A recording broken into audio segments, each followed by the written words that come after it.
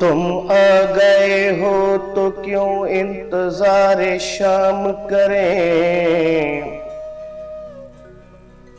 تم آ گئے ہو تو کیوں انتظار شام کریں، کہو تو کیوں نہ ابھی کچھ اہتمام کریں، خلوص و مہر و وفا لوگ کر چکے بہت، میرے خیال میں اب کوئی کام کریں، یہ خاص و عام کی بیکار گفتگو کب تک، قبول کیجئے جو فیصلہ عوام کریں، ہر آدمی نہیں شائستہ رموز و سخن،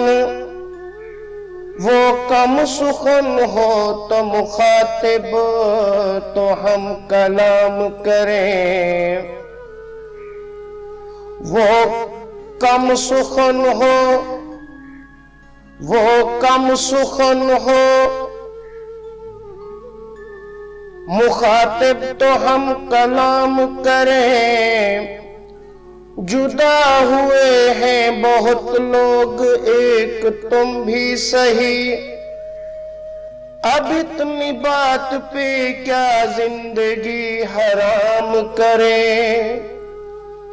خدا اگر کبھی کچھ اختیار دے ہم کو